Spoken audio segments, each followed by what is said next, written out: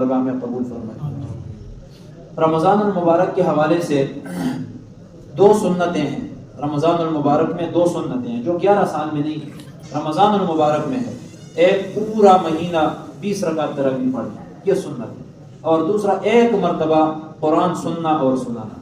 الحمدللہ ایک سنت ہماری آج مکمل ہو گئی، قرآن سننے اور سنانے کی۔ اللہ اپنے بارگاہ میں قبول فرمائے۔ اور جو دوسرا سنت ہے پورا مہینہ 20 رکعت تراویح پڑھنا، اللہ اس کے ہمیں توفیق عطا فرمائے، ہمیں محروم نہ فرمائے، اور جتنی زندگی ہماری باقی ہے اور جتنے رمضان اس میں آئے گی، اللہ ان دونوں سنتوں پہ 100% عمل کرنے کی ہمیں توفیق عطا فرمائے۔ قرآن مقدس یہ اللہ کا کلام ہے، عرش معلیٰ سے اللہ نے نازل فرمایا ہے، اور نبی پاک صلی اللہ علیہ وسلم کے قلب اطہر پہ نازل فرمایا ہے۔ یہ بڑی شان والی کتاب ہے، بڑی جلال والی کتاب ہے۔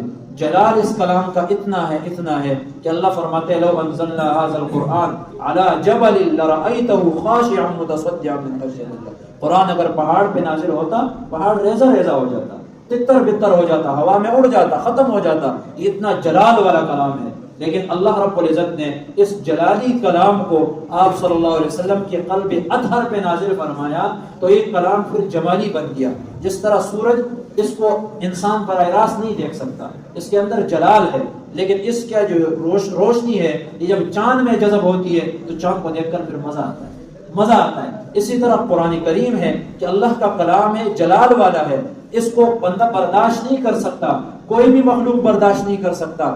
آپ صلی اللہ علیہ وسلم کے قلب اطہر پہ اللہ نے نازل فرمایا، تو اس کا ہمارے اوپر جو اب اثر پڑتا ہے وہ جمال والا اثر پڑتا ہے ہمارے لیے۔ پھر اللہ نے اس کو جمالی کر دیا، اب ہم اس سے مزے لے سکتے ہیں، اس کو پڑھ سکتے ہیں، اس کو اپنے سینوں میں محفوظ کر سکتے ہیں، اور اس کا نتیجہ یہ ہے کہ آج 7-8 سال کا بچہ، 9 سال کا بچہ، 10 سال کا بچہ اس پورے قرآن کو اپنے سینے میں محفوظ کرتا ہے۔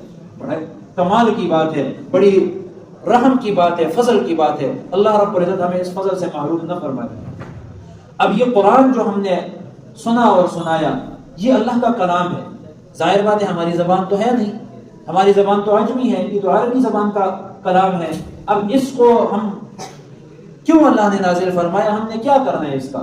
تو اس کے 4 فرائض ہیں، 4 فرائض۔ گزشتہ رمضان پہ بھی میں نے بیان کیا تھا، 4 فرائض ہیں اس کے، 3 فرض عین ہے۔ ہر بندے کے لیے قرآن کے الفاظ کو پورے تجوید کے ساتھ، پورے تلفظ کے ساتھ پڑھنا لازم ہے۔ انسان شروع کرے، یہ نہیں کہ بھئی مجھے تو زندگی اب باقی نہیں ہے، تھوڑی سی زندگی ہے،